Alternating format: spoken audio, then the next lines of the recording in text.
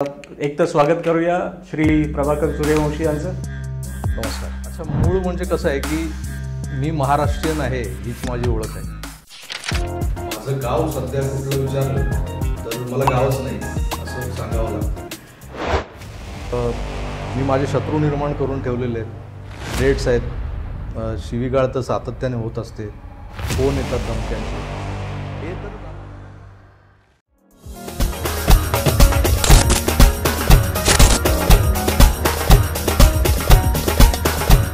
एक तर स्वागत करूया श्री प्रभाकर सूर्यवंशी यांचं. नमस्कार. प्रभाकरजी, खरंच म्हणजे आय विल से की आमचं एक छोटंसं एक उपक्रम आत्ताच चालू केलेला आहे, which is like a infant baby as of now. म्हणजे जस्ट जन्मलेलं बाळ आणि त्याच्यात तुमचा येऊन त्याला आशीर्वाद मिळतोय, ही खरंच एक आमच्यासाठी भाग्याची गोष्ट आहे. आणि आय एम शुअर दुबई कट्टाचे जे काय थोडेफार प्रेक्षक आहेत त्यांनासुद्धा हे नक्कीच बाब आवडेल. तर म्हणजे सुरुवात करायचं असं की आपण सवाल जवाब किंवा क्वेश्चन आन्सर्समध्येच तुमचं इंट्रोडक्शन वगैरे तसंच घेऊयात. तर प्रभाकरजी, तर तुमचं गाव कुठलं, जन्म कुठला, शिक्षण कुठलं, याची एक थोडीशी बॅकग्राऊंड दिली तर आधी तिथनं आपण सुरुवात करू. अच्छा, मूळ म्हणजे कसं आहे की मी महाराष्ट्रीयन आहे हीच माझी ओळख आहे. आणि महाराष्ट्रातला कुठला असा जेव्हा प्रश्न येतो तेव्हा माझं मूळ गाव जे म्हणजे माझे आजोबा पणजोबा ज्या गावात जन्माला आले ते गाव पुण्यातल्या राजगुरुनगर जवळचं एक गाव होतं. बरं. पण दुर्दैवानं तिकडे धरण झालं आणि ते गाव नामशेष झालं. त्यामुळे माझं गाव सध्या कुठलं विचारलं तर मला गावच नाही असं सांगावं लागतं. पण माझा जन्म गिरगावात झाला. बरं. मुंबईतल्या गिरगावात. त्यामुळं मी गिरगावकर आहे. ओके. आणि मग नंतर टप्प्याटप्प्यानं गिरगावातला मराठी माणूस जसा बाहेर फेकला गेला तसा मी अगदी थेट विरारपर्यंत जाऊन पोचलोय. आता सध्या मी विरारमध्ये राहतो. बरं बरं. आता तुम्हाला कल्पना असेल की विरार हे मुंबई शहराचं एक शेवटचं टोक मानलं जातं. म्हणजे जिथून सुरुवात झाली दक्षिण मुंबई, जी खरी मुंबई आहे, तिथून जो मराठी माणूस हाकलला गेला त्यांचं जिथं जागतं प्रतिनिधित्व करणारा माणूस म्हणजे हा प्रभाकर सूर्यवंशी. ओके. जो आज विरारमध्ये राहतो. हे झालं माझं राहण्याबद्दल. मी कुठे राहतो, कसा माझा जन्म कुठे झाला. आणि तुम्ही जर विचाराल की जडणघडण कशी झाली तर अगदी 16-17 वर्षाच्या वयोमर्यादेपर्यंत मी खेतवाडीत गिरगावात होतो. ओके. त्यानंतर 2 वर्ष पुण्यात होतो, पिंपरी चिंचवडमध्ये. बरं. पिंपरी चिंचवडला पण होतो. हो. माझा जन्म पिंपरी चिंचवडचा आहे, म्हणजे डेफिनेटली कनेक्शन कुठं ना कुठं ते पण आहेच आहे. तसंही मी वडिलांच्या नोकरीमुळे आम्ही 2 वर्ष पुण्यात म्हणजे पिंपरी चिंचवडमध्ये आलो राहायला. आणि तिथल्या माटे शाळेत मी शिकलो 8वी 9वीला. कांट बिलीव्ह, म्हणजे ते आमच्याच कॉलनीमधली शाळा, श्रीधरनगरली. कदाचित माझ्या आईना तुम्ही बघितलं पण असेल. माझे बरीच या आमच्या एरियामध्ये बऱ्याचपैकी फेमस होती. ती म्युझिकमध्ये होती, आपटेबाई म्हणून बऱ्यापैकी फेमस होत्या. सगळ्या गाडीत सगळ्या शाळांमध्ये जाऊन पेटी गाणं वगैरे वगैरे त्यांच्या खूप ॲक्टिव्हिटीज चालायच्या. अच्छा. तर ती 2 वर्ष पुण्यात घालवली. पुण्यातलेही काही संस्कार माझ्यावर झालेत त्यामुळं. आणि ती महत्त्वाची वर्ष होती 8वी 9वी. म्हणजे त्यावेळेला आपलं वय जे असतं ते 13-14 वर्षाचं असतं आणि ते ग्रास्पिंग वय असतं. म्हणजे त्यावेळेला आपण जास्त ग्रहण, आपली शक्ती जी असते ते थोडीशी तल्लख आणि तेज असते. त्यावेळेला आपण जे काही शिकतो, बघतो, ऐकतो त्याचा परिणाम आयुष्यावर, आपल्या पुढच्या आयुष्यावर होत असतो. तिथून पुन्हा मुंबईत आलो. नंतर 10वी झाली. मग चित्रकलेची आवड होती. मूलतः चित्र काढणं, मूर्त्या बनवणं, गणपतीच्या मूर्त्या बनवायच्या.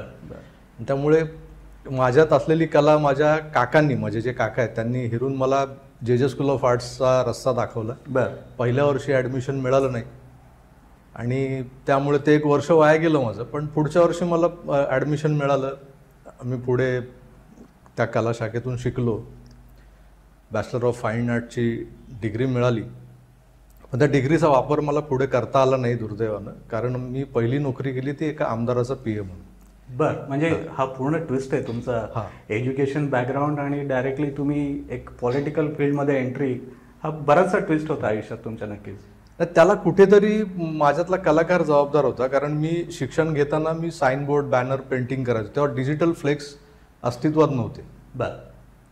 तेव्हा लोक दुकानावरचे बोर्ड किंवा सोसायट्यांच्या दरवाजावरचे जे बोर्ड असायचे, लोकांच्या घरावरची नेमप्लेट सुद्धा आता डिजिटली क्रिएट केली जाते. ती पूर्वी पेंटर रंगवून द्यायचा. बरोबर. मला वाटतं नाना पाटेकर सुद्धा बहुतेक, नाना पाटेकर जे मधलेच आणि मला वाटतं ते पण थोडंसं या सगळं.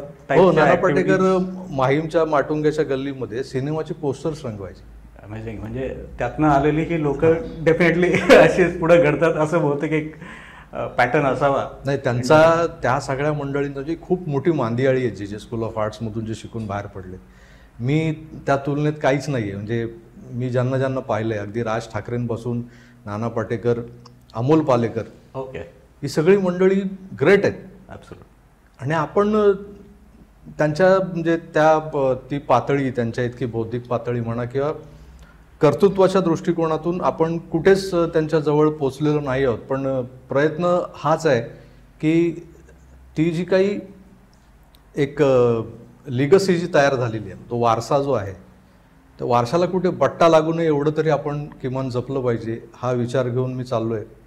कारण एक नक्की म्हणजे त्यांची ती क्षेत्र आहे. तुम्ही जर क्षेत्र निवडलंय, डेफिनेटली त्यात तुमचं एक मोठं नाव आज म्हणजे स्पेशली मीडियामध्ये, पॉडकास्टमध्ये डेफिनेटली त्यात तुम्ही एक चांगलं कार्य केलेलं आहे आणि लोकांनी त्यांनी तुम्हाला चांगला प्रतिसाद पण दिलेला आहे. ती एक पावतीच आहे असं म्हणावं. मग नॉट नेसेसरी की प्रत्येकजण ॲक्टर किंवा पॉलिटिशियनच व्हावं. हे पण एक करिअर आहे आणि ते नॉट जस्ट फॉर मेकिंग मनी. म्हणजे त्याच्यात तुम्ही बराच संदेश देता, लोकांना जागृत करता, लोकांपर्यंत काही ॲक्टिव्हिटीज इम्प्लिमेंट करायचा प्रयत्न करता, which is required as well by the society. Absolutely. कारण कसं आहे, मेकिंग मनी हा सेकंडरी पार्ट होता. एक विचारधारा होती, एक काहीतरी जे मी माझ्या 10 वर्षाच्या पॉलिटिकल जे करिअर झालं माझं आमदारांचा PM म्हणून, तर मी असं काही माझ्यावर प्रभाव पडला राजकारण्यांचा किंवा त्या पर्टिक्युलर विचारधारेचा असं नाही. माझ्या घरातच ॲक्च्युली पॉलिटिकल वेव्स ज्या होत्या त्या घरातूनच सुरू झाल्या होत्या. माझे वडील शिवसेनेचे कार्यकर्ते होते, शिवसैनिक होते. त्यामुळे शिवसेनेचा जो काही वैचारिक प्रभाव आहे तो माझ्यावर आहेच. त्यानंतर दुसरी गोष्ट की मी संघाचा स्वयंसेवक होतो. मी जेव्हा चिंचवडमध्ये होतो तेव्हा माझं प्रथम वर्ष झालं. आंबेजोगाईला शिबिर होतं आणि चिंचवडची जी वाल्लेकरवाडी जी सायम शाखा होती त्याचा मी शिक्षक होतो. ओके. त्यामुळे राष्ट्रीय स्वयंसेवक संघातही बऱ्यापैकी एका पातळीवर जाऊन मी जे काही मला ग्रहण करायचं ते ग्रहण केलेलं आहे. शाखा दोन्हीकडे होत्या. म्हणजे संघाची शाखा लागते आणि शिवसेनेची शाखा असते. या दोन्ही शाखांच्या ज्या ॲक्च्युअल ॲक्शन्स आहेत त्या ॲक्शन्समध्ये खूप मोठा फरक आहे. प्रत्यक्ष कामात खूप फरक आहे. पण त्या दोन्ही शाखांचा प्रभाव मात्र माझ्यावर पुरेपूर झालेला आहे. त्या दोघांचं जे काही मिश्रण जे असतं ते करून माझी मी स्वतःची स्टाईल म्हणा किंवा माझी एक स्वतःची वैचारिक एक विचारधारा म्हणा तसं घेऊन मी पुढे चाललो आहे. आणि जेव्हा मी माझ्या चॅनल थ्रू मी माझे राजकीय विश्लेषण विवेचन ह्याचे छोटे छोटे प्रोग्राम्स करू लागलो 10-12 मिनिटाचे, बरोबर, लोकांना ते आवडू लागले आणि आज 6.5 लाख लोक बघतात, ऐकतात, सबस्क्रायबर्स आहेत, 13 कोटींपर्यंत व्ह्यूज झालेले आहेत. No wonder. पण तुम्हाला थोडंसं कट करतोय, पण तुम्ही जे म्हणतात की या दोन्हीचं जे मिश्रण आहे ते खरंच तुमच्या शैलीतनं ॲज वेल एज तुमच्या थॉट प्रोसेसमधनं बाहेर पण येतं. म्हणजे it's a combination of aggression as well as lot of thoughtfulness behind that particular thought. त्यामुळे ते दोन्ही मिळून एकत्र एक रसायन बाहेर येतं. कदाचित ते लोकांना त्यामुळे पण जास्त अपील होत असेल की एकच अँगल न असताना त्यात दोन धारा मिक्स होऊन बाहेर येत आहेत. हो, मी नेहमी म्हणतो संघाच्या शाखेत जो संयम शिकवला गेला आणि शिवसेना शाखेतला जो आक्रमकपणा जो आहे त्यांची सांगड घालून ज्या पद्धतीने व्यक्त होता येतं ते तुम्ही माझ्या चॅनलवर बघताय. डेफिनेटली. हे जे तुम्ही म्हणालात कॉम्बिनेशन ते असं कॉम्बिनेशन. करेक्ट. बरं, त्याच रिलेटेड वाटलं की या तुमची सगळी बॅकग्राऊंड असताना तुम्हाला स्वतःला ॲक्टिव्ह पॉलिटिक्समध्ये कधी जावंसं वाटलं नाही? कदाचित नक्की तुम्हाला ऑफर आल्या असतील, येत पण असतील अजूनसुद्धा, पण तसं तुम्हाला डायरेक्ट त्यात ॲक्टिव्ह पॉलिटिक्समध्ये किंवा ऑन द फोर फ्रंट जावं असं वाटलं की नाही अजून? नाही, काय होतं की आता मी ज्या काही ॲक्टिव्हिटीज करतोय म्हणजे सामाजिक दृष्टिकोनातून करतोय आणि धार्मिक दृष्टिकोनातूनही करतोय, कारण माझ्यावर धर्माचा पगडा जो आहे ना तो प्रचंड आहे. जे धार्मिक ध्रुवीकरण होतं, इतर बऱ्याच गोष्टी होतात, तिथे माझा धर्म कधी कुठे चेपला जातोय कुणाच्या खाली, हे सहन न होणाऱ्या माणसांपैकी मी आहे. त्यामुळे बऱ्याचदा मी आक्रमकतेने बोलतो, टोकाचा आक्रमक बोलतो. त्यामुळे मी माझे शत्रू निर्माण करून ठेवलेले आहेत. थ्रेट्स आहेत, शिवीगाळ तर सातत्याने होत असते, फोन येतात धमक्यांचे. हे तर झालं समाजातले कॉमन मॅन किंवा जे आपल्या वेगळ्या विचाराचे, विरुद्ध विचाराचे जे लोक आहेत त्यांच्याकडून येणारे शिव्याशाप आहेत. पण अशा शक्ती आहेत की ज्यांच्या रडारवर अगदी मोठे राजकीय नेते, म्हणजे बाळासाहेबांपासून ज्यांना लोक शत्रू मानत होते, अशाही शक्तींची कुठेतरी नजर असते आमच्यावर. आणि हे कळतं, म्हणजे बऱ्याचदा पोलिसांकडून किंवा काही लोकांकडून ते सुचवलं जातं की काळजी घ्या, असं असं आहे. तर मी बराचदा म्हणजे ख्रिश्चन मिशनऱ्यांच्या विरुद्ध बोललो होतो, तेव्हाही मला थ्रेट्स आल्या होत्या. माझ्यावर एक केस झाली होती, पण सुदैवानं त्या केसमध्ये काही दम नव्हता, तिथे ते सगळं निस्तरलं गेलं. असे खटले होण्याच्या किंवा खटले दाखल करण्याच्या धमक्या पण आलेल्या आहेत की तुम्ही आमच्या विरोधात असं बोललात, मग आम्ही खटला दाखल करू. तर मी जे बोललो आहे ते त्या मतांवर मी ठाम असतो. त्यामुळे मी त्यांना ठामपणे सांगतो की ठीक आहे, तुम्ही खटला दाखल करा, आपण कोर्टात भेटू. अशा बऱ्याच गोष्टी होतात. पण इथे धार्मिक अधिष्ठान जेव्हा तुमचं बळकट असतं त्यावेळेला तुमचे जे विचार असतात ते अधिक तीव्रतेने बाहेर येतात.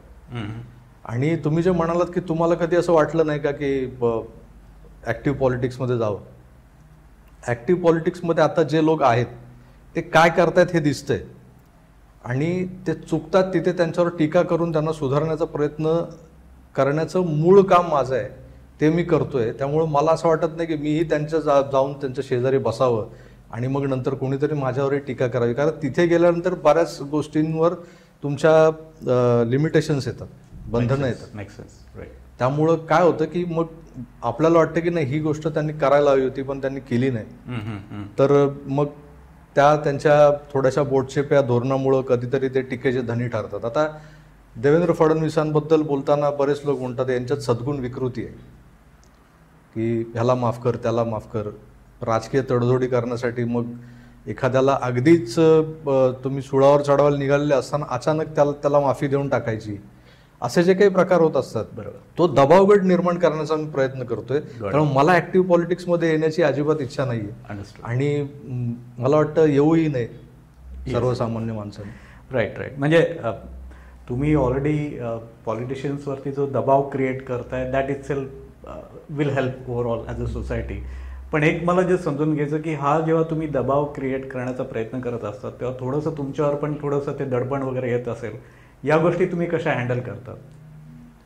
नाही, दडपण येतं ना. तुम्ही जेव्हा इंडिव्हिज्युअल म्हणून विचार करता तेव्हा तुमच्या डोक्यातले विचार असतात ते तुम्ही मांडता, बरोबर, निर्भीडपणे मांडता, स्पष्टपणे मांडता.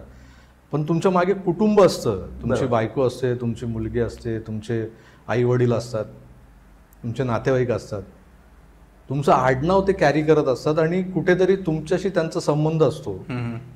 त्यांना भीती वाटते, बरोबर, की ह्या माणसाने एवढे शत्रू निर्माण करून ठेवले, तर जर त्यांच्या शत्रूला कळलं की मी त्या माणसाचा काका आहे, मी त्या माणसाचा बाप आहे, मी त्या माणसाची बायको आहे, मी त्या माणसाची लेक आहे, आणि जर माझ्याशी काही म्हणजे ते वल्नरेबल असतात ना, म्हणजे ते अगदी सहज तुम्हाला समाजात येता जाता प्रवास करताना कुठेही उपलब्ध होऊ शकतात. त्यांच्यावर काही हल्ला होऊ शकतो, काही होऊ शकतं. बरोबर. या सगळ्या गोष्टींचा जो एक प्रकारचा जो दबाव, प्रेशर जे तुम्ही म्हणता ना, तो प्रेशर घेऊनच आम्ही जगत असतो. बरोबर. आम्हाला म्हणजे आता जे मोठ्या मोठ्या गोष्टी करतात ना, ते मला माझ्या जीवाची पर्वा नाही, मी माझं आयुष्य राष्ट्राला अर्पण केलं, असं मी अजिबात म्हणत नाही. बरोबर. मलाही कुठेतरी एका पॉइंटला भीती वाटते. जेव्हा मी समजा मी एकट्याने मला 10 लोकांनी घेरलं तर भीती वाटणारच, माणूस आहे मी. हा, जिथे शक्य आहे किंवा त्या समोरचा एक जण मला भिडतोय आणि त्याला मला जाणवतं की माझ्यात जेवढी ताकद आहे ती लावून मी त्याला मारू शकतो, तर तिथे मी घाबरणार नाही. असे बरेच प्रसंग घडलेत माझ्यासोबत. 4 असले तरी मी नडलोय, 1 असला तरी नडलोय. म्हणजे तसा चेहऱ्याने मवाळ सौम्य असलो तरी प्रवृत्ती तशी नाहीये माझी. पण शेवटी जेव्हा कुटुंबाचा आणि इतरांचा जेव्हा विषय येतो तेव्हा विचार करावा लागतो. त्यामुळे थोडंसं कधीतरी आपल्याला टोन डाऊन करावं लागतं. करेक्ट. हा तेवढाच एक फॅक्टर आहे, बाकी काय नाही. बाकी मग एक म्हणजे आता तुमची जी बॅकग्राऊंड आहे चित्रकलेची किंवा तो आर्टिस्टिक सेन्स आहे, त्याचा तुम्हाला कुठं यूज होतो किंवा उपयोग होतो की या सगळ्या गोष्टी हँडल करायच्या, की थोडंसं या गोष्टीतनं कट ऑफ होऊन मी जरा चित्रकलेत जातो की अजून काही हॉबीज? नाही, तो विरंगुळा वगैरे ते बाजूला ठेवलं तर माझ्या ह्या प्रोफेशनमध्ये मी आता माझं जे चॅनल तुम्ही बघता त्या चॅनलमध्ये सुरुवातीला 2 ते 2.5 वर्ष म्हणजे अगदी सप्टेंबर 2024 पर्यंत माझा स्टुडिओ नव्हता. बरं. माझ्याकडे एडिटर नव्हता. माझ्याकडे प्रॉपर साऊंड प्रूफ असलेलं जागा नव्हती की जिथे बसून मी माझे व्हिडिओज करेन. पण माझ्याकडे मी मुळात कलाकार असल्यामुळे माझ्याकडे माझं फोटोग्राफीज आणि मी जे स्पेशलाइज जे माझं जे शिकत असताना स्पेशलायझेशनचा जेव्हा विषय येतो तेव्हा मी फोटोग्राफीतून स्पेशलायझेशन केलं होतं. त्यामुळं कॅमेरा वापरो न वापरो तो अपग्रेड करणं ही पहिल्यापासूनची सवय होती. म्हणजे घेऊन अपग्रेड करून ठेवून द्यायचा, कधी वापरला. म्हणजे मी सुरुवातीला जसं म्हणालो साईन बोर्ड पेंटिंग आणि बोर्ड्स, होर्डिंग, बॅनर्स वगैरे करायचो तेव्हा मी फोटोग्राफी करायचो. जनरली तुमचे वेडिंग फोटोग्राफर्स असतात ते माझं त्यात एक वेगळी कॅटेगरीमध्ये माझं नावही होतं चांगलं. करेक्ट. की मोजकेच कामं करायचो पण चांगली करायचो, चांगला क्लायंटेल होता माझा. म्हणजे वेडिंग फोटोग्राफीही केलेली आहे मी, इव्हेंट्स वगैरे. तर तिथून सुरुवात झाली होती. त्यामुळे मी फोटोग्राफिक इक्विपमेंट माझ्याकडे लाईट्स, कॅमेरा वगैरे सगळे आहेतच.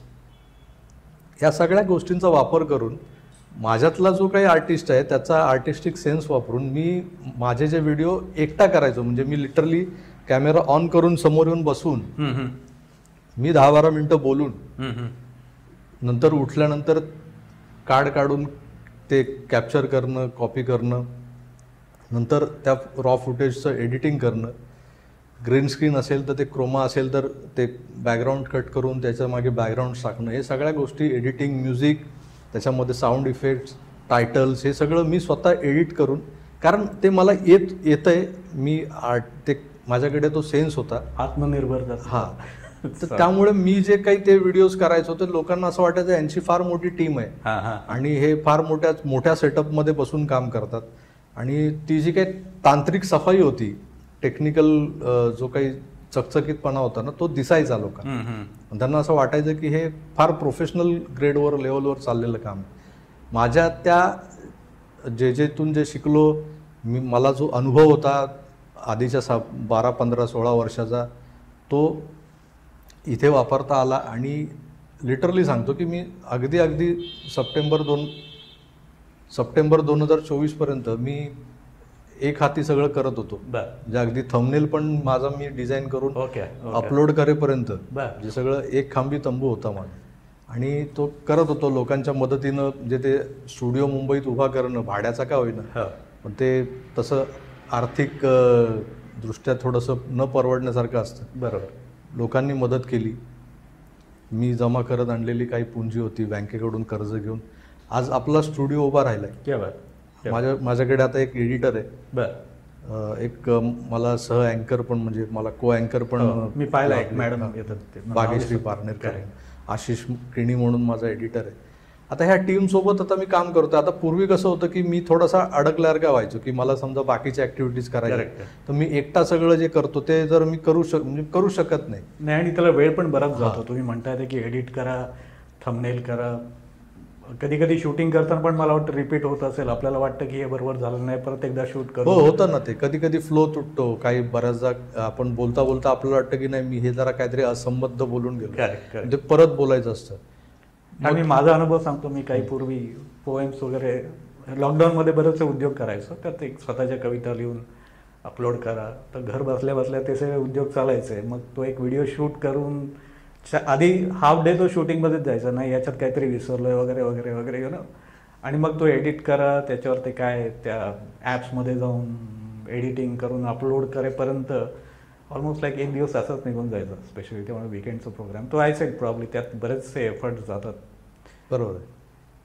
नाही, ते सगळं करता करता कसं व्हायचं की तुमच्याकडे ऑलरेडी काहीतरी ते स्किल आहे, ते तू कुठेतरी युटिलाइज होत होतं. तर माझ्या त्या कलाकार असण्याचा फायदा इथे झाला मला. असं नाही की काहीच म्हणजे त्याचा आणि या दोन क्षेत्रांचा काय संबंध नाही, असं नाहीच. तर संबंध खूप आहे. माझ्या प्रेझेंटेशनमधली जी सफाई आहे ती त्या माझ्या जेच्या बॅकग्राऊंडमुळेच आहे. चित्रकलेच्या बॅकग्राऊंड नक्कीच. आजही मला मी अँगल्स माझ्या व्हिडिओची जे काही म्हणजे जरी पॉडकास्ट असतील तर जी लाइटिंग करतो मी सब्जेक्टवरती, त्या लाइटिंगबद्दल म्हणजे ती लाइटिंगही मी विचार करून करतो. बरं. आता ही आपल्या इथे स्टुडिओत फ्लॅट लाइटिंग आहे, मी फ्लॅट लाइटिंग नाही करत. माझं जर पॉडकास्ट आता तुम्ही स्टुडिओतले बघितले असेल तर माझा एक तो राऊंड टेबल आहे पॉडकास्टसाठी. ज्याची मुलाखत घ्यायची ते समोर बसतात, मी मुलाखत घेणार त्यांच्या समोर बसतो आणि टॉप लाईट असते माझी वरून दिली. बरं. एक वेगळा त्याला एक डायमेन्शन प्राप्त होतं. हे सगळं कोण करू शकतो? ज्याला तो आर्टिस्टिक अँगल जास्ती आहे, ज्याला आर्टिस्टिक अँगल आहे. करेक्ट. त्यामुळे तसा फायदा झालाय. नक्कीच. चित्रकला, फोटोग्राफी, अजून काही तुमच्या याच्या व्यतिरिक्त हॉबीज कशा असतात? कलाकार म्हटलं की त्याला मग सिनेमा, संगीत आणि आता चित्रकला आणि हे सगळं कसं होतं की खर्चिक हॉबी होत्या. जेव्हा चित्र काढायची खुमखुमी असायची, खूप इच्छा असायची, तेव्हा कोरे कागद, पेन्सिल्स, कलर्स, या सगळ्या चित्रकलेला लागणाऱ्या ज्या गोष्टी आहेत त्या महागड्या आणि घरच्या त्यावेळेच्या परिस्थितीत म्हणजे गरिबी म्हणता येईल अशी परिस्थिती होती. तर त्यातून ते सगळं मिळणं कठीण होतं. त्यामुळे ते हौस भागवता येणं कठीण झालं. हळूहळू सराव सुटला, मग त्याकडे थोडं दुर्लक्ष झालं. काही गोष्टी अशा असतात की ज्याला काही साधनं लागत नाही. म्हणजे एक तर तुमचं संगीत, गाणी ऐकण्यासाठी कुणाकडे, आमच्या त्या सोसायटीत ज्याच्याकडे टेप रेकॉर्डर आहे त्याच्या जाऊन ओट्यावर बसायचं किंवा त्याच्यासोबत बसायचं. तो त्याला जे आवडतं ते तो ऐकत असेल तेव्हा ते आपण ऐकायचं. तर ऐकण्याची हौस तिथे भागवली. गायची वेळ आली तेव्हा माणूस बाथरूम सिंगर असतो, आधी बाथरूम मधून सुरू होते. असं करता करता मग मित्रांमध्ये बसून गाणं, मग इतर ठिकाणी गाणं, असं करता करता कॉलेजमध्ये गायला लागलो. मिमिक्रीची आवड होती, मिमिक्री करायचो कॉलेजमध्ये, बरंच काही केलेलं आहे मी. आणि नंतर एक वेळ अशी आली होती की कांदिवलीतल्या एका डान्स बारमध्ये ॲज अ सिंगर म्हणून 3 दिवस मी काम केलं. क्या बात आहे. मग आज एक आपण गाणं पण घ्यावं का तुमचं? आता हा विषय थोडा वेगळा आहे त्यामुळे त्याच्यासाठी एक सेपरेट आपला एपिसोडच नक्की. आणि व्हेरी इंटरेस्टिंग. म्हणजे कदाचित मी आजपर्यंत ऐकलेलं नसेल, माहित नाही तुमच्या पण ऑडियन्सना किती गोष्ट माहिती आहे, पण माझ्या ऑडियन्सना आता नुकतंच ते कळलं असेल. कारण मी आता एक पंचमवर एक छोटासा कार्यक्रम केला होता RD बर्मनच्या पुण्यतिथीनिमित्त. आणि मला वाटतं मी येण्यापूर्वीच 2 दिवस आधी तो दुबईला जेव्हा आलो मी 8 तारखेला, त्याच्या आधीच 2 दिवस तो टेलिकास्ट केलाय. तर बऱ्याच लोकांना ते आवडलंय की अरे वा तुम्ही गाता पण का. मी तेव्हा तुम्ही असा रफ गायलोय, म्हणजे कुठली तयारी नसताना. ते माझ्या मित्राची मुलं आहेत ती खरं तर. एकाच घरात माझे 2 मित्र आहेत. म्हणजे एकाला मी दादा म्हणतो आणि एक माझा म्हणजे समकालीन आहे, सेम आमचं एज आहे. आणि तेही फोटोग्राफर आणि असं सगळं त्यांचे तेच बॅकग्राऊंड आहे त्यांचं. तुमचा आवडता गायक कोण? सॉरी कट करतोय, पण किशोर कुमार. मला वाटतं मोस्टली सगळ्यांचं फेवरेट आहेच आपल्या जनरेशन मध्ये तरी. पण कधी कसं आहे की आवडता गायक कोण हा प्रश्न विचारल्यानंतर जनरल उत्तर देताना लोक देतात असं काही.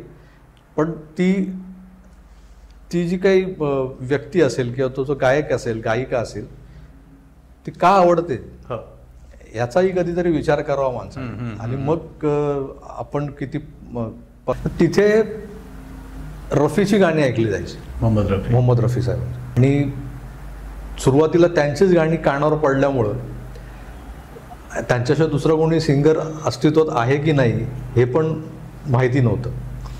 आणि ते वयही नव्हतं की आवाज कुणाचा आहे पडद्यावर गाणं चाललंय तर पर्टिक्युलर हा सिंगर किशोर कुमार आहे की मोहम्मद रफी गातोय की तलत महमूद गातोय की मुकेश गातोय. आणि सिंगर ज्या महिला होत्या, लता दिदी गात आहेत, आशा भोसलेंचा आवाज आहे की सुमन कल्याणपूर आहेत, अजिबात कळायचं नाही. मेल सिंगर बद्दल हळूहळू थोडं कळायला लागलं, कारण मग ते त्यांचे त्या कॅसेट्स पडलेले असायचे ज्यामध्ये हळूच आपलं बालसुलभ बुद्धीनुसार त्या उचलणं बघणं काय नेमका प्रकार आहे. करेक्ट. तर तेव्हा ते सुरुवातीचे संस्कार सगळे रफी रफी रफी सगळं होतं, त्यामुळे ते एक प्रकारे रफीचाच पगडा होता. पण ज्या वेळेला कळायला लागलं ना की गाणं काय असतं, म्हणजे त्या गाण्यातले भाव, त्या गाण्यातलं कारुण्य म्हणा, त्या गाण्यामधला जो नटखटपणा आहे किंवा गाण्यातलं जे काही पडद्यावर जे भाव दाखवले जातात, करेक्ट, ते किती तंतोतंत उतरवले गेलेत. आणि त्यावेळेला जे व्हॉइस मॉड्युलेशन करण्याची गरज असते ती केली गेली आहे. ते जेव्हा कळायला लागलं तेव्हा कळून चुकलं की हा जो काही आवाज आहे ना तो कुठल्याही विरह गीतामध्ये फिट होतोय, कुठल्याही उडत्या वृषंकुल चालीच्या गाण्यांमध्ये फिट होतोय, छेडछाड करताना फिट होतोय, आपलं हृदयातलं दुःख दाखवताना फिट होतोय, आंधी मधली गंभीर गाणी असली तरी पण तो म्हणतो. आणि मग हा आवाज कोणाचा? करेक्ट. तर तो किशोर कुमार. रफी साहेबांनी निश्चित शम्मी कपूरसाठी उडती गाणी गायलीत, बऱ्याच राजेंद्र कुमारसाठी प्रणय गीत गायलीत, सगळे सुपरहिट आहेत. अगदी दर्दभरी गीतं दिलीप कुमार साहेबांसाठी गायली. पण तुम्ही जो ऑलराऊंडर ज्याला आपण हा शब्द वापरतो, जे गाण्यातलं अष्टपैलुत्व आहे, आणि ते स्वतः ऍक्टर पण होता. हा, तो स्वतः नट असल्यामुळे प्रश्नच नव्हता की समोर पडद्यावर कोण गाणार आहे हे विचारून नंतर किशोर कुमार गाणी गायचे.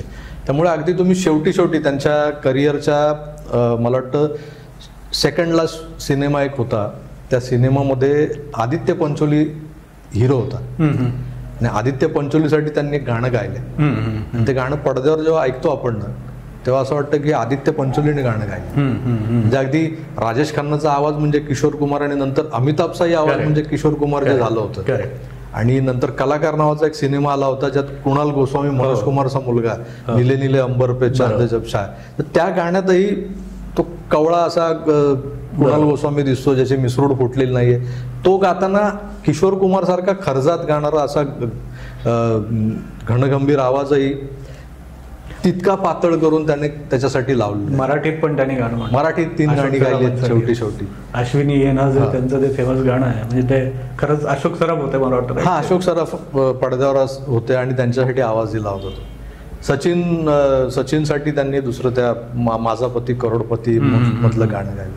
एक बंडलबाज म्हणून सिनेमाला त्यातलं एक गाणं त्यांनी गायलं.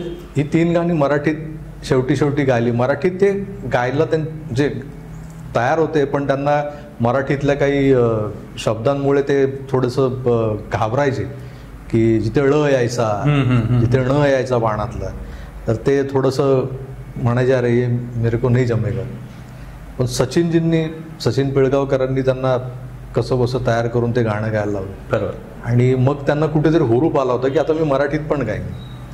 दुर्दैव असं की अशा चांगल्या आवाजाला पुढे फारसा त्यांचा काळ तर गाजवलंच नाही, बरीच वर्ष प्रेक्षकांच्या आणि सगळ्या रसिकांच्या मनावर अधिराज्य गाजवलंय. करेक्ट.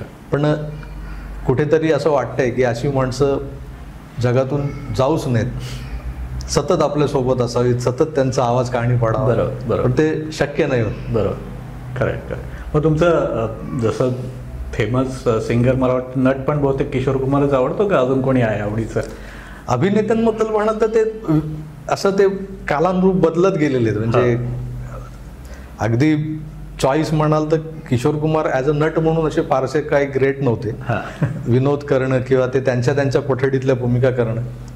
विनोदी अभिनेत्यांमध्ये मला तसं बघायला गेलं तर दादा कोंडके, ओके, ऑफकोर्स, ते कुठल्याही मराठी माणसाला आवडणार असं एक नाव आहे. खरं. पण दादा कोंडकेंनी जे स्वतःचं एक दबदबा निर्माण केला ना, मराठी अभिनेता म्हणा किंवा ते स्वतः निर्माते झाले नंतर, निर्माते, दिग्दर्शक, त्यांचा सिनेमा म्हणजे सबकुछ दादा कोंडके असायचा. संवाद पण तेच लिहायचे, गाणी पण तेच लिहायचे, बहुधा चालीही ते सुचवत असायचे की हे गाणं असं हीच चाल आहे, पुढे जे काही साथ संगीत करायचंय ते तुम्ही करा, असं सगळा प्रकार होता त्यांचा. त्यामुळे तो माणूस म्हणजे वन मॅन शो आणि सगळं काही त्यांच्यात ठासून भरलेलं होतं. आणि अशा माणसांच्या आयुष्यातल्या ज्या पडद्यामागच्या स्टोऱ्या असतात त्या फार वेगळ्या असतात. बरोबर. कुठेतरी त्याला कारुण्याची झालर असते. किशोरदांच्या बाबतीतही तेच होतं, दादा कोंडकेंच्या बाबतीतही तेच होतं. तर बाकी तुम्ही असं जनरल अभिनय वगैरे जर कोणाचा आवडतो असं विचाराल तर दिलीप कुमार अभिनयातला बाप माणूस, आणि नंतर मग दिलीप कुमारांच्या अभिनयाची कॉपी करत पुढे बऱ्याच लोकांनी आपला ठसा उमटवलेला आहे. त्यामुळे मुळात अभिनय जर कोणाचा बघायचा असेल तर दिलीप कुमार. आणि नाटक वगैरे काही आवड? पण नाटकांचीही आवड होते. आता ह्या सगळ्या गोष्टींशी संबंधित असल्यामुळं नाटकंही पाहिली बरीच. आवडतं कुठलं नाटक किंवा काही आठवणं? बरीच नाटकं पाहिली. म्हणजे आता असं आवडतं नाटक असं काही स्पेसिफिकली काही सांगता येत नाही. पण मी ज्या काळात म्हणजे बघायला लागलो, म्हणजे ज्या वेळेला आपल्या खिशात पैसे असायचे की नाटकाचं तिकीट स्वतःचं नाही, स्वतःबरोबर 2 मित्रांचंही तिकीट काढून बसू शकतो, अशी जेव्हा परिस्थिती आली त्यावेळेला एक ट्रेंड होता. प्रशांत दामले आणि प्रदीप पटवर्धन ही सगळी जी काही आपले विजय कदम ह्या सगळ्या मंडळींची विनोदी नाटकांची एक त्यावेळेला अशी एक लहर पसरली होती. त्यामुळे त्यावेळेला सर्वाधिक नाटकं तीच बघितली गेली. बरोबर. सुरुवात वस्त्रहरण पासून झाली. म्हणजे मी मच्छिंद्र कांबळींचं वस्त्रहरण पाहिलंय, त्यानंतर मग ते वेगवेगळ्या संचातले त्यांची बऱ्याचदा परत आलेली जी लाट होती वस्त्रहरणची, बरोबर, त्यातली वेगवेगळ्या लोकांनी सादर केलेली वस्त्रहरण पाहिली. पण नाटकं असे आधेमध्ये बघतो. आता असं झालंय की कामाच्या सगळ्या एकूण धबडग्यामध्ये नाटक सिनेमाला वेळच मिळत नाही. बरोबर. OTT आणि या सगळ्या गोष्टींमुळे जेवढा वेळ असेल आणि घरच्यांसोबत बसून तो घालवायचा तेव्हा आपण काहीतरी वेब सिरीज आणि या सगळ्यांमध्ये जो वेळ घालवला जातो. प्रत्यक्षात थिएटरला जाऊन बघणं आता फार कठीण आहे. आणि आवडता स्पोर्ट्स आणि स्पोर्ट्समन वगैरे? आता भारतीय म्हटलं की त्याला क्रिकेटच आवडतं. आणि क्रिकेट आणि मुंबई म्हटल्यावर बहुतेक गेस करायला लोकांना आवड होणार नाही, पण तरी म्हटलं तुमच्याकडनं ऐकावं. क्रिकेटच. आणि मुंबईतला दक्षिण मुंबईतला खेतवाडीतला असल्यामुळं त्या चिंचोळ्या 3 फुटाच्या गल्लीमध्ये 1 टप्पा आउट खेळलेला माणूस आहे. त्यामुळे. आणि आवडता प्लेयर कोण बघतात? तसं म्हणजे मी फॅन होतो सुनील गावस्करांचा. येस. टेस्ट क्रिकेट आणि ओव्हरऑल म्हणजे मला सुनील गावस्कर एक स्टाईल आयकॉन म्हणून आवडायचे. लोकांना त्यांच्या फलंदाजीबद्दल फार हे होतं. म्हणजे माझे वडील सांगायचे, वडील जेव्हा कॉलेजमध्ये खेळायचे, एकनाथ सोलकरांचे ते क्लासमेट होते माझे. ओके. अजित वाडेकर, एकनाथ सोलकर यांच्याबरोबर ते खेळलेले आहेत.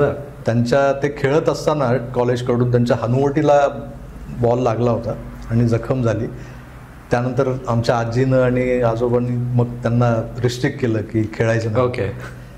कदाचित माझे वडील ह्या मंडळींबरोबर खेळले असते कदाचित. ते काही वेगळंच लिहिलेलं असतं, त्यामुळं तसं झालं. पण तो गुण काय माझ्यात नंतर असं मला वाटत नाही की मी चांगला क्रिकेट खेळत होतो किंवा काय. सो होतं क्रिकेटमधलंही. पण मला जी सवय होती मिमिक्री आणि हे सगळं करण्याची, त्यामुळे मी कांदिवलीत आल्यानंतर मी क्रिकेटचं समालोचन करायचो. आणि ते वेगळं असं होतं की मी वेगवेगळे म्हणजे जनरल करत असताना मध्येच मग कधीतरी नाना पाटेकर, कधीतरी निळू फुले, कधीतरी दादा कोंडके असं काहीतरी मध्ये घुसडायचं. आणि हे सगळं मी आता तुम्हाला असं काय हा वेगवेगळं या सगळ्यांच्या मागे एकच ध्येय होतं, एकच धोरण होतं, पैसे कमाव. ओके. घरची परिस्थिती अशी होती की कुठूनही पैसा आणणं, घरात देणं, आपला जो काही खर्च आहे तो सांभाळणं, यासाठी मी जसं म्हणालो एक बारमध्ये गायचो. 3 दिवसच गायलो, कारण नंतर मग कुणीतरी घरी चुगली गेली.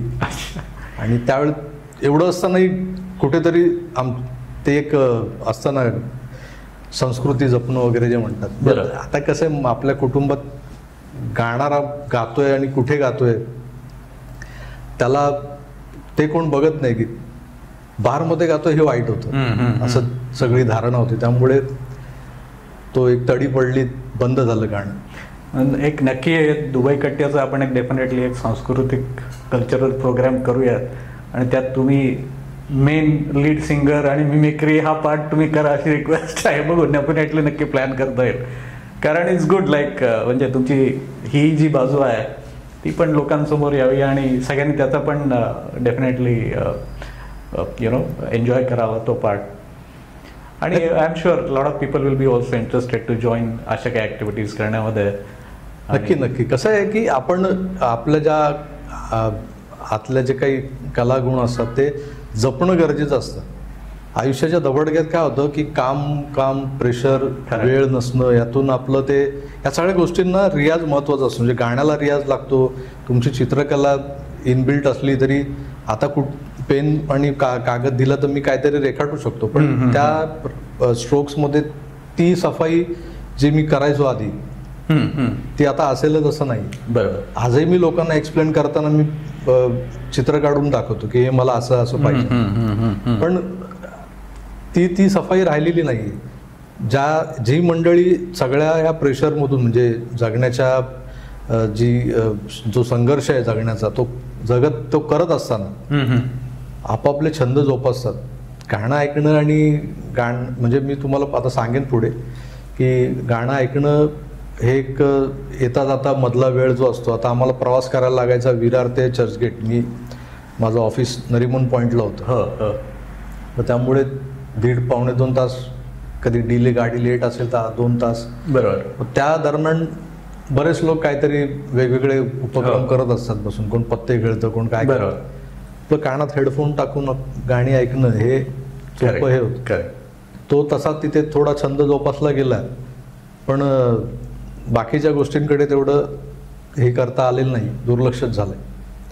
म्हणून ती सफाई राहिली नाही. आता परवा मी प्रयत्न केला गाण्याचा वगैरे, पण तो कुठेतरी ती खरखर जाणवली मला.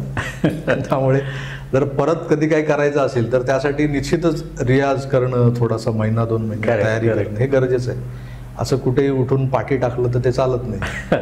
स्वतःलाच चालत नाही, मला चालत नाही त्यामुळे. करेक्ट. So interesting. म्हणजे तुमच्या या सगळ्या गोष्टी पण सध्या आम्हाला माहीत पडल्या, which is definitely a different insight to us. थोडंसं परत आता आपण तुमच्या आकार DG9च्या ॲक्टिव्हिटीकडे वळूयात. जसं म्हणजे मी पण बऱ्याच वेळा तुमचे चॅनल्सवरती जे एपिसोड्स असतात ते बघत असतो.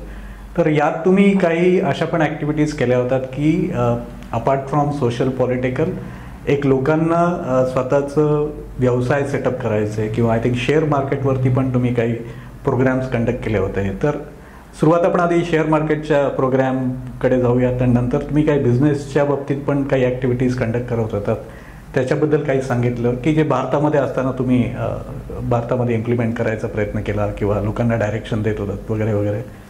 नाही, लोकांना डायरेक्शन देणं तसं सोपं असतं, पण ते कुणीही केलेलं चालत नाही लोकांना. असं आहे, म्हणजे सोनार आणि कान टोचावेत असा तो प्रकार आहे. तर मी प्रयत्न केला होता, यासाठी केला होता की एक मराठी माणूस म्हणून मला मुंबईतलं जे काही आता वातावरण आहे ते बघताना कुठेतरी जाणवतं की अमराठी लोक, परप्रांतीय ज्यांना आपण म्हणतो, ते मुंबईत येऊन आज मालक बनलेले आहेत. कंपन्यांचा मालक हा अमराठी असतो, फॅक्टरीचा मालक अमराठी असतो, ऑफिसेस चालवणारा जो आहे ज्याच्याकडे 60-70 मराठी एम्प्लॉई आहेत, मालक मात्र कोणतरी मारवाडी, गुजराती किंवा दुसऱ्या कुठल्या तरी प्रांतातून आलेलं. हे चित्र असं का महाराष्ट्रात लोक येऊन मालक बनतात, त्यांच्याकडे इम्पोर्टेड कार्स असतात, ऑडी असते, टोयोटा असते, BMW असते. आमचा मराठी माणूस विरारवरून ट्रेनने प्रवास करून येतो, परत मग 69 नंबरची बस पकडतो आणि मग त्या धक्क्याबुक्क्यामध्ये इस्त्रीचे घातलेले कपडे ऑफिसला जाईपर्यंत चुरगळून गेलेले असतात. तर तो चरफडत असतो मनातल्या मनात. हे सगळं चित्र बघितल्यानंतर जे अगदी मी फार ग्रेट आहे वगैरे असं म्हणत नाही, पण मला तो थॉट जो आहे ना तो असा सतत विचार, कारण हे सगळं मी भोगलेलं आहे. ट्रेनमधून प्रवास, आजही ट्रेनमधून प्रवास करतो, पण जी गर्दी, ते लोंढे आणि तो जो काही त्रास सहन केला जातो, तर याला उपाय वगैरे शोधणं हा माझाच म्हणजे हे माझं कर्तव्य आहे का, की हे मलाच केलं पाहिजे, माझंच काम आहे असं नाही. सरकारने त्यावर विचार करायला पाहिजे, पण सरकार करत नाही आहे का विचार, सरकार नेमकं काय करतंय असं कित्येकदा बोलूनही काही होत नाही, परिस्थिती बदलत नाही. त्याला कारणीभूत मराठी माणूस, त्याला नोकरीच करायची आहे, ती 10 ते 5 कुठल्या तरी ऑफिसमध्ये जाऊन काहीतरी काम करायचं आहे, नोकरी करायची आहे, त्यात तो खुश आहे. त्याला महिन्याला एक फिक्स अमाऊंटचा पगार मिळतोय. बरोबर. 30,000 रुपये मिळाले की तो मग 1 तारखेला तो पगार बँकेत त्याचा जमा झाला की मग पुढच्या 5 तारखेला त्याचा घराचा हप्ता EMI जातो. मग त्या 30 मधले त्याचे 15-16 हजार रुपये कट झालेले असतात. उरलेल्या मग 13-14 हजारामध्ये आणखीन काहीतरी हप्ता असतो, तो कट होतो. मग काही पैसे त्याच्या मुलाच्या शाळेच्या फीमध्ये जातात, स्कूलच्या, ट्युशनच्या. मग त्याच्या मुलाचं काहीतरी त्या महिन्यात एक्स्ट्रा काहीतरी ॲक्टिव्हिटीज असते, पप्पा 2,000 रुपये पाहिजेत, मग ते त्याला काढून द्यावे लागतात. त्याचा महिन्याचा पास असतो रेल्वेचा, बस किंवा रिक्षाचा जो प्रवास असतो पुढे उतरून करायचा, त्याचे पैसे असतात. घरात दररोज लागणारा किराणा माल, भाजी, वाण सामान याची गरज असते, त्यात 3-4 हजार रुपयाचा खर्च असतो. हे सगळं कॅल्क्युलेट केलं तर त्या 10-11 तारखेला त्याचं अकाउंट रिकामं होतं. मग तो परत गरीब होतो, जो 1 तारखेला श्रीमंत झाल्याच्या आविर्भावात फिरत असतो कारण अकाउंटमध्ये क्रेडिट झालेले असतात 30,000 रुपये. तर तो ह्या चक्रात जो अडकलाय ना, त्याला तो स्वतःचा कम्फर्ट झोन समजू लागलाय की मला 30,000 कसंही मला दर महिन्याला मिळतात. आणि त्यामुळे काय होतंय की त्याचे ह्या बेसिक नीड्स आहेत ना त्या भागतात, म्हणजे तो भागवतोय कसा बसा. मग त्याची इच्छा आहे की मी आता सर्टन ब्रँडचं शर्ट वापरतोय, मला लुई फिलिपचं शर्ट घ्यायचं, पण ते शर्ट 2800 रुपयाचे आहे. दुसरं शर्ट बघितलं तर ते 3200 रुपयाचं आहे. मग तो विचार करतो की अरे माझं जे कॅल्क्युलेशन आहे त्यात हे शर्ट बसत नाही, तो परत 700 रुपयाच्या शर्टवर येतो. ही लक्झरी त्याला परवडत नाही, कारण मग तो जर कोणी बोललं ना का तू तर श्रीमंत आहे बाबा, तू लुई फिलिपचं शर्ट वापरतो, बरोबर, तू श्रीमंत का नाही होऊ शकत, तुला ती लक्झरी का परवडू शकत नाही, फक्त तुझं बजेट 700-800 रुपयावरून तुला 2200 रुपयावर न्यायचंय, त्यासाठी मधला जो डिफरन्स 1500 रुपयांचा आहे तो कसा दूर करायचा, यासाठी तुला काय करायचं, तर तुला सगळ्यात आधी तुझ्या मासिक उत्पन्नाच्या बाहेर पडायचं, चौकटीच्या बाहेर, आणि ते वाढवायचं. हो, ते वाढवण्यासाठी काय करावं लागेल, तर तू दुसरी नोकरी नाही करू शकत, कारण तुझा घरापासून तुझ्या ऑफिसपर्यंतचा प्रवास, तिथून परत तुझ्या घरापर्यंतचा प्रवास, यात तुझा दिवस संपलेला आहे. खरं, यात तू काही तोडफोड करून काहीतरी ऍडजस्टमेंट करायला गेला तर तू संपलास, तुझ्या शरीरावर परिणाम होणार. मग काय करू शकतो, तुमचे जे मालक आहेत, तुमच्या कंपन्यांचे, फॅक्टरीचे, तुमच्या ऑफिसमधले तुमचे बॉसेस आहेत, ते काय करतात, ते किती वेळ प्रवास करतात, ते किती वेळ ऍक्च्युअल काम करतात, तरी ते मालक आहेत. तर ते काय करतात, तर ते धंदा करतात. त्यांचा धंदा तुम्ही चालवताय, तुम्ही तो प्रत्यक्षात करून त्यांना देताय, त्याच्या बदल्यात तुम्हाला 30 दिवसानंतर तुम्हाला 30,000 रुपये. बरोबर, बरोबर. पण दिवसाला तुमचा रेशिओ 1000 रुपये कमवण्याचा आहे, पण तो तिथे दिवसाला लाख रुपये कमवतो. म्हणून तुमच्यासारख्या 7-8-10 लोकांना तो 1000 रुपये दर दिवसाचे, असं 30,000 रुपये महिन्याचा पगार देऊ शकतो. बरोबर. हा विचार जेव्हा मराठी माणसाच्या मनात येतो किंवा आला, तर तो विचार करू शकतो की मलाही श्रीमंत व्हायचं. बरोबर. हा विचार रुजवण्याचा मी प्रयत्न करत होतो, आणि त्यासाठी मी ते सॅटर्डे क्लब नावाचा एक वेगळा सेगमेंट तयार केला. दर शनिवारी मी ते व्हिडिओज केले की तुम्ही नोकरी करताय सध्या, पण तुम्हाला हेही करता येऊ शकतं, हाही एक व्यवसाय आहे. अगदी दिवाळ सणाला घरात रंग मारणं, नव्या वर्षात घर सजवणं, यापासून बरेच उद्योग, फास्ट फूड पासून फॅशन डिझायनिंग पर्यंत बऱ्याच गोष्टी, जवळपास 10-12 एपिसोड मी त्यावर केले. ओके. पण लोकांमध्ये काही तशी पाहिजे तशी जागृती आली नाही. कारण हे सगळं मी करेन का, मला जमेल का, या विचारात सगळे बसले असतील. इव्हन आपण त्यांना फंडिंगचं पण हे करून बघितलं की आम्ही करतो, तुम्ही तयार तर व्हा, तरी काय झालं नाही. सरते शेवटी तो नाद सोडला. आणि माझा एक मित्र आहे, त्याला थोडं शेअर बाजारचं नॉलेज आहे, कारण मी कधी स्वतः शेअर बाजारात गुंतवणूक केलेली नाही, काही नाही. त्यामुळे काय कसं आहे की आपलं इन्कमच लिमिटेड, मी पण त्याच कोशातून आलेलो आहे. महिन्याला एक ठराविक इन्कम आणि सॅलरीवरच जगणारा. त्यामुळे पैसे गुंतवणं वगैरे नाही, ते आहेत तेच उरून पुरून कसे वापरायचे, त्यातच आपलं आयुष्य गेलेलं होतं. त्यामुळे शेअर बाजार वगैरे हा काय आपला प्रांतच नव्हता. पण त्या मित्रामुळे मला शेअर बाजार समजला, त्याने समजावून सांगितला. मग म्हटलं हीच गोष्ट आपण लोकांना सांगून बघू. बरोबर. जर त्यांना समजलं, त्यांनी काय केलं, गुंतवणूक करून शिकले, तर ते त्यातून 2 पैसे कमवू शकतील. मग त्या मित्राच्या मदतीनं मी तो शेअर बाजाराचा हा उपक्रम सुरू केला. त्याला चांगला प्रतिसाद मिळाला. बरोबर. लोक तिथे यायला लागले. म्हणजे बघा, त्यात इथेही मला एक कॉन्ट्रास्ट कंडिशन दिसते की मी याआधी 8-10 असे उपक्रम सांगितले होते की इथे तुम्हाला तुमचे सॉक्स काढून उतरायचं होतं, हात फोल्ड करून. की आता मला इथे काम करायचं. तिथे यायला लोक कचरत होते. ओके. इथे कसं आहे की थोडेसे पैसे डोक्याने गुंतवले, वाईजली इन्व्हेस्ट केलं तर तुम्हाला चांगला नफा मिळू शकतो.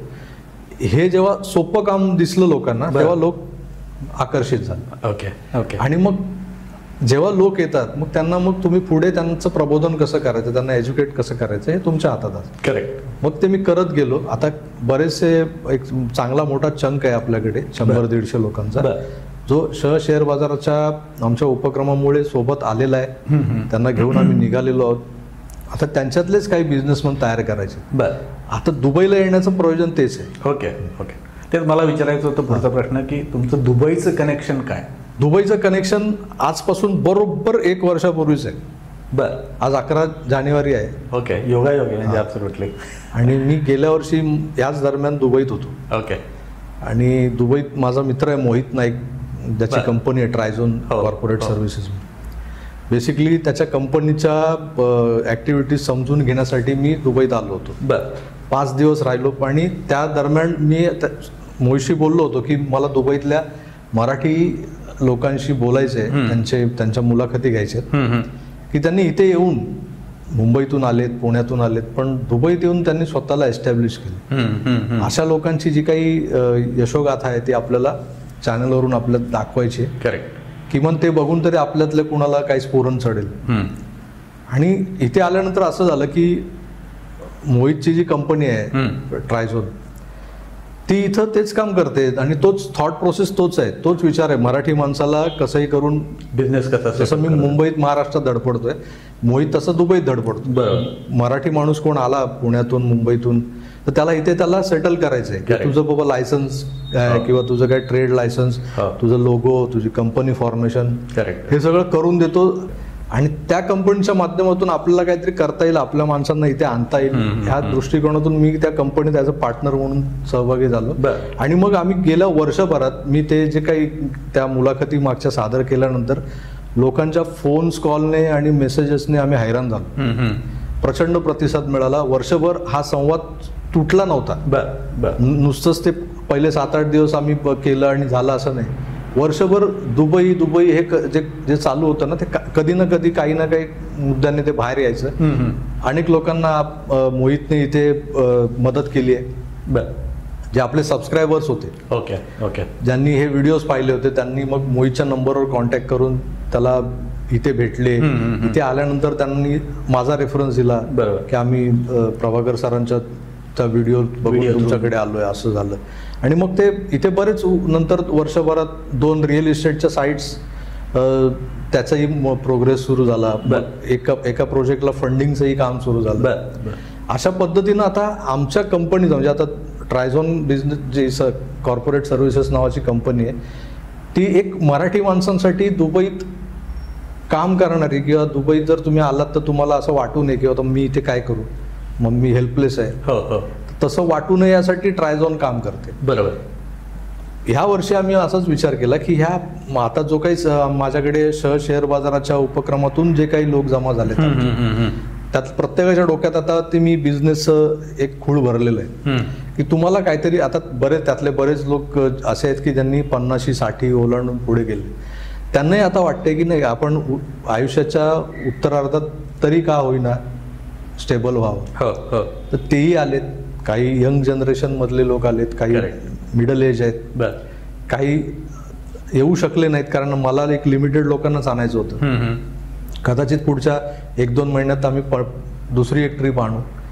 पण ह्या सगळ्या येणाऱ्या आणि जे आले नाहीत, जे तिथून बसून आता आमचा तो कार्यक्रम बघतील, तर ते सगळे आमच्या सोबत आहेत. अशा लोकांना ट्रायझोनच्या मार्फत इथे दुबईत, गल्फ कंट्रीजमध्ये आपल्याला सेट करायचं. त्यांचा व्यवसाय जो आहे तो त्यांच्याकडे जे आहे ते इथे विकलं जात आहे का हे शोधणं, ते विकून देणं. इथल्या काही लोकांना आपल्या लोकांच्या सर्व्हिसेस हव्या आहेत का, ओके, त्या जर त्यांच्याकडे असतील, म्हणजे हा बायर आहे, हा सेलर आहे, यांची गाठ घालून द्यायची. या सगळ्या गोष्टींसाठी आपण येत्या सोमवारी दुबईतल्या इंडिया क्लबमध्ये एक कार्यक्रम बिझनेस कॉन्क्लेव्हचा आयोजित केलेला आहे. ओके. तर या कार्यक्रमाला कोण डिग्निटरीज येणार हा प्रश्न सगळ्यांच्या मनात असेल. बरोबर. तर दुबई म्हटलं की मराठी मुलखातून दुबईत येऊन त्यांनी आपला मराठीपणाचा जो मराठी असण्याचा जो बाणा आणि जो झेंडा रोवला आहे त्यात सगळ्यात आधी जे नाव येतं ते धनंजय दातार यांचं, मसाला किंग. मसाला किंग. तर ते स्वतः येणार आहेत. डॉक्टर पैठणकर आहेत. बरं. आता इथे दुबईत GMBF नावाची एक फोरम आहे, ती मराठी माणसांची बिझनेस फोरम आहे. ती त्या मराठी माणसांच्या उत्कर्षासाठी काम करते, म्हणजे ज्यांना बिझनेस करायचा आहे सेटअप वगैरे. तर त्या संस्थेचे मान्यवर पदाधिकारी आहेत, मांजरेकर साहेब आहेत. ओके. आणि राहुल तुळपुळे यांचं विशेष नाव घ्यायला लागेल की ते महाराष्ट्र सरकारने त्यांना इथे विशेष नियुक्ती दिलेली आहे की एक प्रकारचे बिझनेस राजदूत म्हणा ना त्यांना. ओके. ते दुबईतल्या लोकांबद्दल ज्यांना व्यवसाय करायचा आहे मराठी माणसाला त्यांना मदत करत असतात. तेही GMBFशी संलग्न आहेत. तर ही सगळी मोठी डिग्निटरीज आहेत, म्हणजे प्रतिष्ठित मंडळी दुबईतली. ही मंडळी डायसवर असतील त्या दिवशी, त्यांच्याशी मी गप्पा मारणार आहे. आणि आमची जी काही मंडळी मुंबईतून आली आहेत ती त्या गप्पांमधून त्यांना जे काही हवं आहे ते ग्रास्प करून घेतील. त्याचसोबत बरेच दुबईतले इतरही मान्यवर व्यावसायिक जे आहेत तेही कुठल्या ना कुठल्या संस्थेशी निगडीत आहेत. इथे वेल एस्टॅब्लिश्ड आहेत.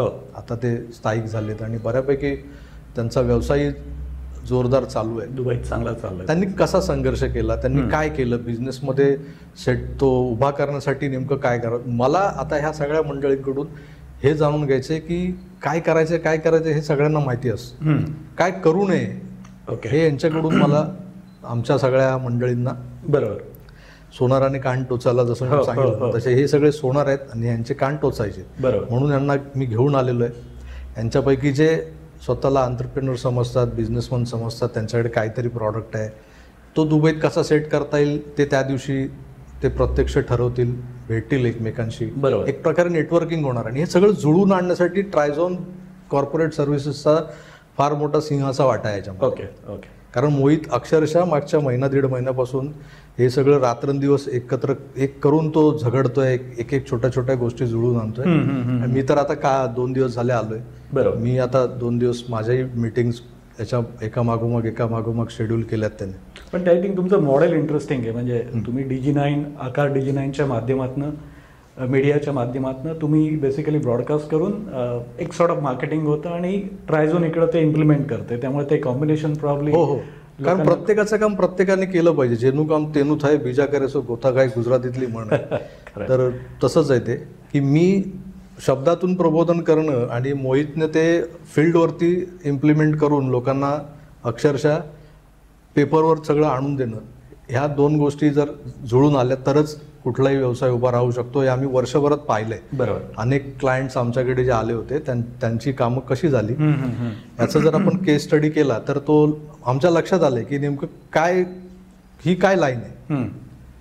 निव्वळ मी प्रभाकर सरांचा सबस्क्रायबर आहे, माझं काम झालं पाहिजे असं बोलून जे येणार आहे तसं होत नाही. तुमच्याकडे ती एलिजिबिलिटी आहे का, तुमच्याकडे ती कुवत आहे का, तुमच्याकडे तेवढं सगळं समजून घेण्याची तयारी आहे का, तुमच्याकडे पैसा आहे का की जो किमान लागणार आहे सगळ्या लायसन्सिंगसाठी. या सगळ्या गोष्टी जुळून कोण आणतं, तर मोहित आणतं. तर इथला जो काही एक खांबी तंबू आहे तो मोहित नाईक सांभाळतोय. मुंबईतून महाराष्ट्रातून जे काही सहाय्य लागते ते आपण करतोच आहोत. आपल्या चॅनलचं जे नाव आहे, म्हणजे माझी संस्था आहे आकार क्रिएशन नावाची, त्यात मुद्दाम आकार तो माझ्या स्केच आणि माझ्या पेंटिंगमधल्या स्ट्रोकचा आकार नाही आहे. तो माणसाच्या आयुष्याला आकार देण्यासाठी काहीतरी योजना आखायच्या आहेत. त्याला तो शब्द मी योजलेला आहे की आकार. कुणाच्याही आयुष्याला आकार देणं सोपं नसतं. तो प्रयत्न केला पाहिजे एवढं एक ध्येय घेऊन निघालोय. आणि यात क्लिअर कट मी सगळ्यांना सांगितलेलं आहे. आणि हे धोरणच आहे आमचं. माझा जो व्यवसाय आहे आता, मी मोहित आम्ही जे काही करतो तो एक वेगळा व्यवसाय. तो आता वर्ष झालं त्याला. तो व्यवसाय काही त्याला व्यवसाय म्हणता येणार नाही. तो आता एक प्रकारची समाजसेवा सुरू आहे. मग माझं मुंबईतले जे व्यवसाय आहेत, डिझायनिंगचे इतर ज्या गोष्टी, पॉलिटिकल मॅनेजमेंट आहे, बिझनेस मॅनेजमेंट आहे, त्याचसोबत माझं चॅनल आहे, त्यातून उत्पन्न येतं. माझी पत्नी आहे ती नोकरी करते, तिचा पगार येतो. त्यामुळं मला आता सॉर्ट ऑफ असं काही हे नाही आहे की माझं घर कसं चालणार.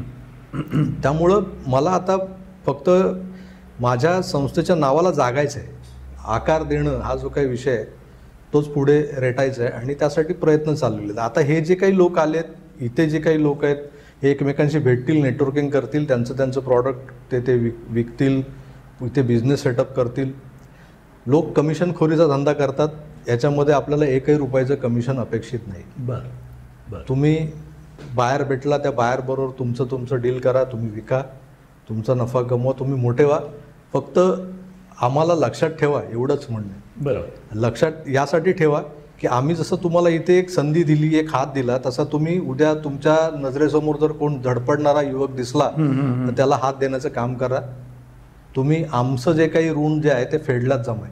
करेक्ट. ही सद्भावना फक्त घेऊन चाललोय, दुसरं काही नाही. Very thoughtful, very thoughtful. बाकी जी काही प्रेरणा, जी शक्ती आहे ती देण्याचं काम स्वामी समर्थ करतायत. ते वर बसलेत, त्यांच्याच आशीर्वादानं चालू आहे sir. Interesting. I mean he तुमची पहिली कॉन्फरन्स आहे का अजून याच्या आधी झाल्या आहेत आणि पुढे कसे प्लॅन? दुबईतली पहिली बिझनेस पहिली कॉन्फरन्स. परदेशात असं काही करेन कधी आयुष्यात असं मला वाटलं नव्हतं. हो. पण ते ट्रायझॉनमुळे शक्य झालंय.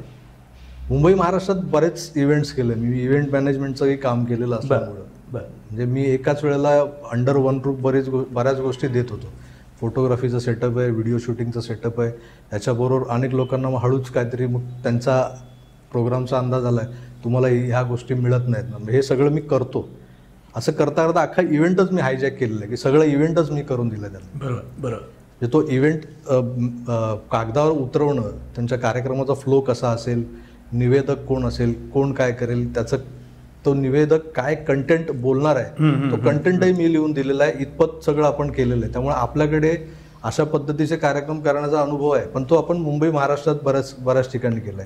ते वेगवेगळे होते, पॉलिटिकल होते, बिझनेस कॉन्क्लेव्ह होते, अगदी मी म्हणालो ना तुम्ही, मी लग्नाची फोटोग्राफी पण केली.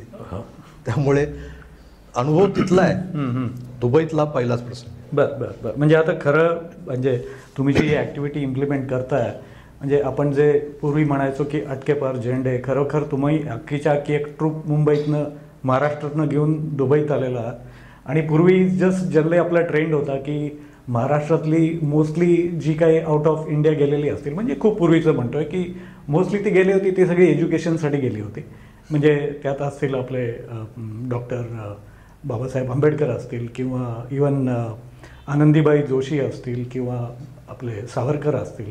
हे सगळे पूर्वी गेले ते शिक्षणासाठी गेलेत, पण बिझनेसमध्ये बाहेर नावं महाराष्ट्रीयांची थोडी कमी आहेत as of now. Of course Dhananjay Datar एक आहेत दुबईमध्ये, किंवा टिपकोचे मालक जे अमेरिकेत आहेत, विवेक रणदिवे म्हणून आहेत.